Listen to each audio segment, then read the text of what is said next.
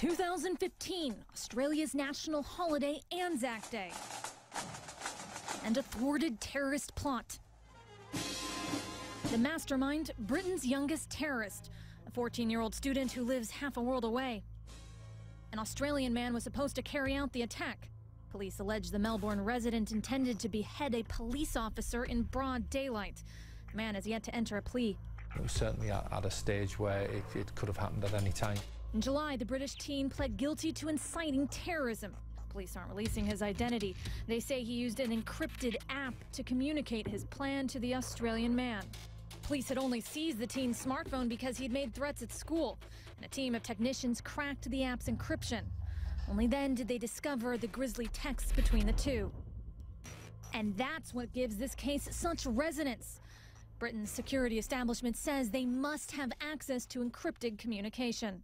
In our country, do we want to allow a means of communication between people which, even in extremis, with a signed warrant from the Home Secretary personally, that we cannot read?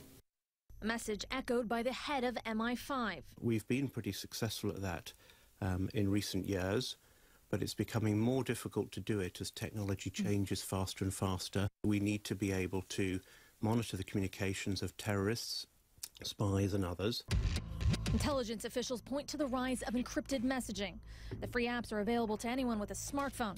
They offer end-to-end encryption, meaning authorities can't intercept the communication.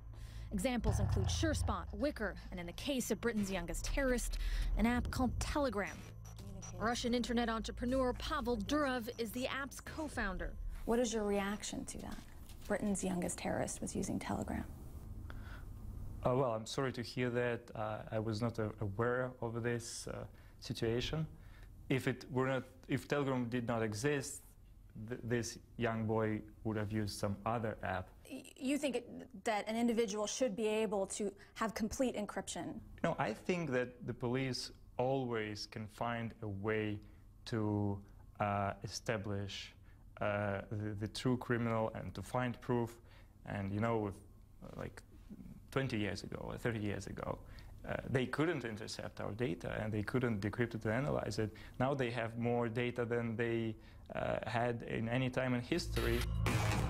As a Russian exile, Durov says he's seen firsthand what happens when a government has too much power over information.